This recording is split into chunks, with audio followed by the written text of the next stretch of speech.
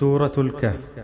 بسم الله الرحمن الرحيم. الحمد لله الذي أنزل على عبده الكتاب ولم يجعل له عوجا قيما لينذر بأسا شديدا من لدنه ويبشر المؤمنين الذين يعملون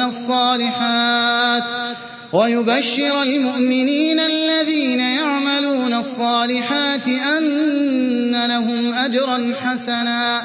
ماكثين فيه أبدا وينذر الذين قالوا اتخذ الله ولدا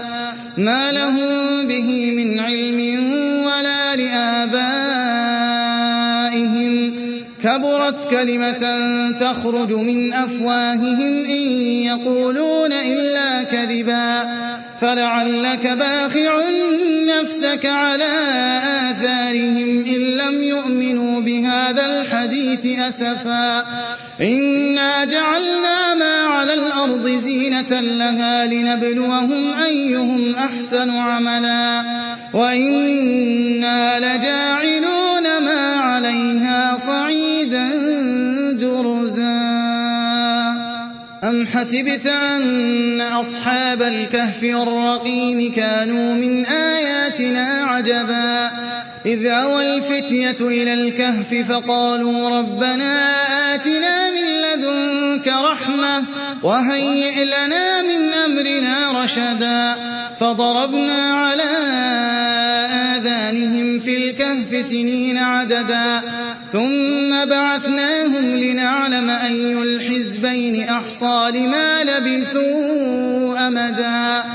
نحن نقص عليك نبأهم بالحق إنهم فتية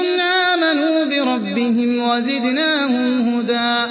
وربطنا على قلوبهم إذ قاموا فقالوا ربنا رب السماوات والأرض لن ندعو من دونه إلها لقد قلنا إذا شططا هؤلاء قوم اتخذوا من دونه آلهة لولا يأتون عليهم بسلطان بين فمن أظلم ممن افترى على الله كذبا وإذ اعتزلتموهم وما يعبدون إلا الله فأووا إلى الكهف ينشر لكم ربكم من رحمته ويهيئ لكم من أمركم مرفقا وترى الشمس إذا طلعت تزاور عن كهفهم ذات اليمين وإذا غربت تقرضهم ذات الشمال وهم في فجوة منه ذلك من آيات الله من يهد الله فهو المهتد ومن يضلل فلن تجد له وليا مرشدا وتحسبهم أيقاظا وهم رقود ونقلبهم ذات اليمين وذات الشمال وكلبهم باسط ذراعيه بالوصيد لو اطلعت عليهم لوليت منهم فرارا ولملئت منهم رعبا وكذلك بعثناهم ليتساءلوا بينهم قال قائل منهم كم لبثتم قالوا لبثنا يوما أو بعض يوم قالوا ربكم أعلم بما لبثتم فابعثوا أحدكم بورقكم هذه إلى المدينة فلينظر أيها أزكى طعاما فليأتكم برزق منه وليتلطف ولا يشعرن بكم أحدا إنهم إن يظهروا عليكم يرجموكم أو يعيدوكم في ملتهم ولن تفلحوا إذن أبدا وكذلك أعثرنا عليهم ليعلموا أن وعد الله حق وأن الساعة لا ريب فيها إذ يتنازعون بينهم أمرهم فقالوا ابنوا عليهم بنيانا ربهم أعلم بهم قال الذين غلبوا على أمرهم لنتخذن عليهم مسجدا سيقولون ثلاثة رابعهم كلبهم ويقولون خمسة سادسهم كلبهم رجما بالغيب ويقولون سبعة وثامنهم كلبهم قل ربي أعلم بعدتهم ما يعلمهم إلا قليل فلا تمار فيهم إلا مراء ظاهرا ولا تستفت فيهم منهم أحدا ولا تقولن لشيء إني فاعل ذلك غدا إلا أن يشاء الله واذكر ربك إذا نسيت وقل عسى أن يهديني ربي لأقرب من هذا رشدا ولبثوا في كهفهم 300 سنين وازدادوا 9 قل الله أعلم بما لبثوا له غيب السماوات والأرض أبصر به وأسمع ما لهم من دونه من ولي ولا يشرك في حكمه أحدا واتل ما أوحي إليك من كتاب ربك لا مبدل لكلماته ولن تجد من دونه ملتحدا واصبر نفسك مع الذين يدعون ربهم بالغداة والعشي يريدون وجهه ولا تعد عيناك عنهم تريد زينة الحياة الدنيا ولا تطع من أغفلنا قلبه عن ذكرنا واتبع هواه وكان أمره فرطا وقل الحق من ربكم فمن شاء فليؤمن ومن شاء فليكفر إنا أعتدنا للظالمين نارا أحاط بهم سرادقها وإن يستغيثوا يغاثوا بماء كالمهل يشوي الوجوه بئس الشراب وساءت مرتفقا إن الذين آمنوا وعملوا الصالحات إنا لا نضيع أجر من أحسن عملا أولئك لهم جنات عدن تجري من تحتهم الأنهار يحلون فيها من أساور من ذهب ويلبسون ثيابا خضرا من سندس واستبرق متكئين فيها على الأرائك نعم الثواب وحسنت مرتفقا واضرب لهم مثل الرجلين جعلنا لأحدهما جنتين من أعناب وحففناهما بنخل وجعلنا بينهما زرعا كلتا الجنتين آتت أكلها ولم تظلم منه شيئا وفجرنا خلالهما نهرا وكان له ثمر فقال لصاحبه وهو يحاوره أنا أكثر منك مالا وأعز نفرا ودخل جنته وهو ظالم لنفسه قال ما أظن أن تبيد هذه أبدا وما أظن الساعة قائمة ولئن رددت إلى ربي لأجدن خيرا منها منقلبا قال له صاحبه وهو يحاوره أكفرت بالذي خلقك من تراب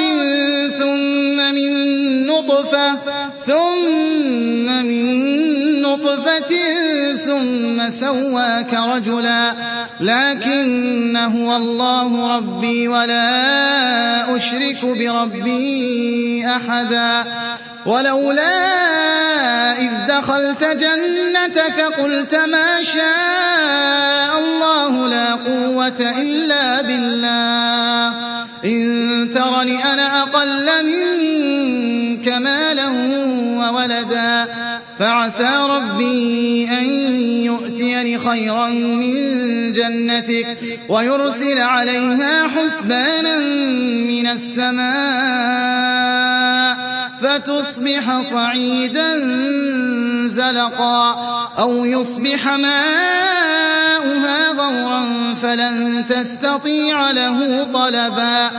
وأحيط بثمره فأصبح يقلب كفيه على ما أنفق فيها وهي خاوية على عروشها ويقول يا ليتني لم أشرك بربي أحدا ولم تكن له فئة ينصرونه من دون الله وما كان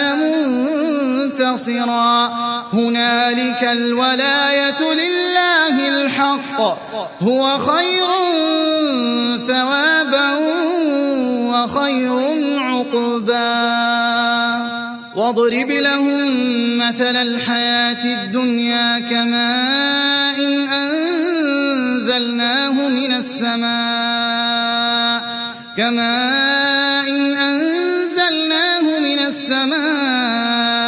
فاختلط به نبات الأرض فأصبح هشيما تذروه الرياح وكان الله على كل شيء مقتدرا المال والبنون زينة الحياة الدنيا والباقيات الصالحات خير عند ربك ثوابا وخير أملا ويوم نسير الجبال وترى الأرض بارزة وحشرناهم فلم نغادر منهم أحدا وعرضوا على ربك صفا لقد جئتمونا كما خلقناكم أول مرة بل زعمتم أن لن نجعل لكم موعدا ووضع الكتاب فترى المجرمين مشفقين مما فيه ويقولون يا ويلتنا ما لهذا الكتاب لا يغادر صغيرة ولا كبيرة إلا أحصاها ووجدوا ما عملوا حاضرا ولا يظلم ربك أحدا وإذ قلنا للملائكة اسجدوا لآدم فسجدوا إلا إبليس كان من الجن ففسق عن أمر ربه أفتتخذونه وذريته أولياء من دوني وهم لكم عدو بئس للظالمين بدلا ما أشهدتهم خلق السماوات والأرض ولا خلق أنفسهم وما كنت متخذ المضلين عضدا ويوم يقول نادوا شركائي الذين زعمتم فدعوهم فلم يستجيبوا لهم وجعلنا بينهم موبقا ورأى المجرمون النار فظنوا أنهم مواقعوها ولم يجدوا عنها مصرفا ولقد صرفنا في هذا القرآن للناس من كل مثل وكان الإنسان أكثر شيء جدلا وما منع الناس أن يؤمنوا إذ جاءهم الهدى ويستغفروا ربهم إلا أن تأتيهم سنة الأولين أو يأتيهم العذاب قبلا وما نرسل المرسلين إلا مبشرين ومنذرين ويجادل الذين كفروا بالباطل ليدحضوا به الحق واتخذوا آياتي وما أنذروا هزوا ومن أظلم ممن ذكر بآيات ربه فأعرض عنها ونسي ما قدمت يداه إنا جعلنا على قلوبهم أكنة أن يفقهوه وفي آذانهم وقرا وإن تدعهم إلى الهدى فلن يهتدوا إذن أبدا وربك الغفور ذو الرحمة لو يؤاخذهم بما كسبوا لعجل لهم العذاب بل لهم موعد لن يجدوا من دونه موئلا وتلك القرى أهلكناهم لما ظلموا وجعلنا لمهلكهم موعدا وإذ قال موسى لفتاه لا أبرح حتى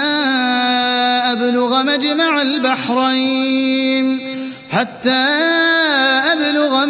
البحرين أو أمضي حقبا فلما بلغا مجمع بينهما نسيا حوتهما فاتخذ سبيله في البحر سربا فلما جاوزا قال لفتاه آتنا غداءنا لقد لقينا من سفرنا هذا نصبا قال أرأيت إذ أوينا إلى الصخرة فإني نسيت الحوت وما أنسانيه إلا الشيطان أن أذكره واتخذ سبيله في البحر عجبا قال ذلك ما كنا نبغي فارتدا على آثارهما قصصا فوجدا عبدا من عبادنا آتيناه رحمة من عندنا وعلمناه من لدنا علما قال له موسى هل أتبعك على أن تعلمني مما علمت رشدا قال إنك لن تستطيع معي صبرا وكيف تصبر على ما لم تحط به خبرا قال ستجدني إن شاء الله صابرا ولا أعصي لك أمرا قال فإن اتبعتني فلا تسألني عن شيء حتى أحدث لك منه ذكرا فانطلقا حتى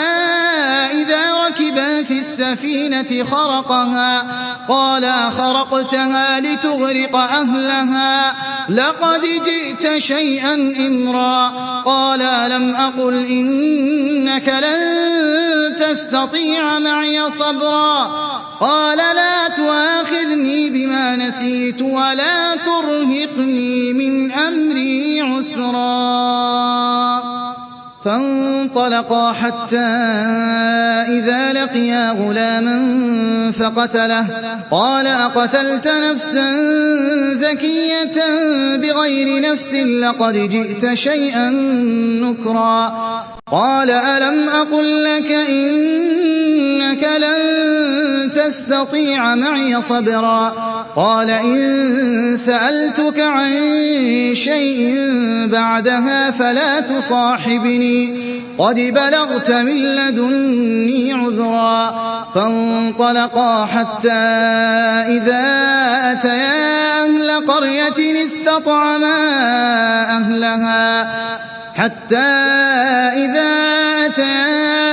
قرية استطعما أهلها فأبوا أن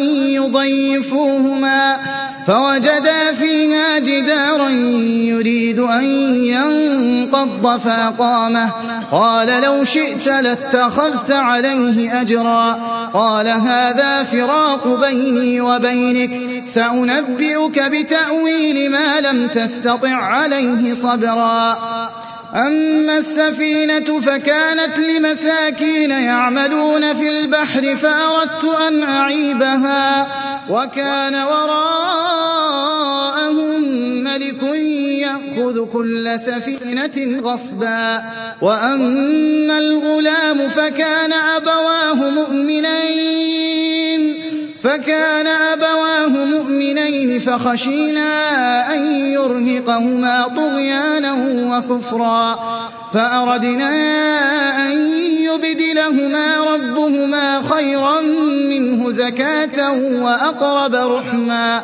وأما الجدار فكان لغلامين يتيمين في المدينة وكان تحته كنز لهما وكان أبوهما صالحا فأراد ربك أن يبلغا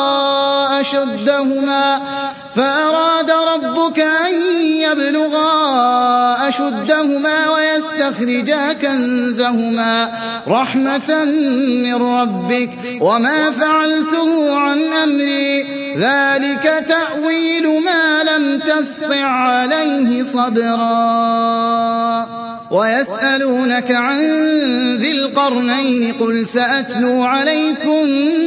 منه ذكرا إنا مكنا له في الأرض وآتيناه من كل شيء سببا فأتبع سببا حتى إذا بلغ مغرب الشمس وجدها تغرب في عين حمئة ووجد عندها قوما قلنا يا ذا القرنين إما أن تعذب وإما أن تتخذ فيهم حسنا قال أما من ظلم فسوف نعذبه ثم يرد إلى ربه فيعذبه عذابا نكرا وأما من آمن وعمل صالحا فله جزاء الحسنى وسنقول له من أمرنا يسرا ثم أتبع سببا حتى إذا بلغ مطلع الشمس وجدها تطلع على قوم لم نجعل لهم من دونها سترا كذلك وقد أحطنا بما لديه خبرا ثم أتبع سببا حتى إذا بلغ بين السدين وجد من دونهما قوما لا يكادون يفقهون قولا قالوا يا ذا القرنين إن يأجوج ومأجوج مفسدون في الأرض فهل نجعل لك خرجا على أن تجعل بيننا وبينهم سدا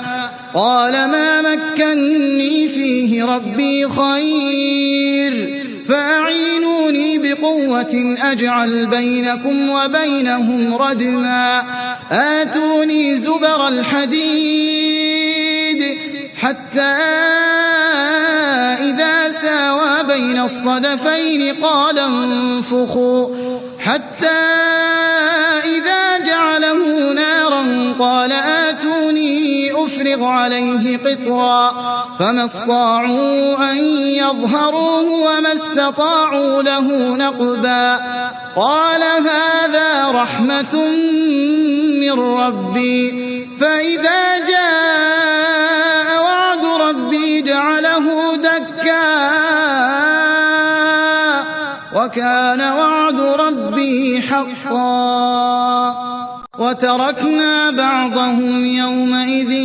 يموج في بعض ونفخ في الصور فجمعناهم جمعا وعرضنا جهنم يومئذ للكافرين عرضا الذين كانت أعينهم في غطاء عن ذكري وكانوا لا يستطيعون يستطيعون سمعا أفحسب الذين كفروا أن يتخذوا عبادي من دوني أولياء إنا أعتدنا جهنم للكافرين نزلا قل هل ننبئكم بالأخسرين أعمالا الذين ضل سعيهم في الحياة الدنيا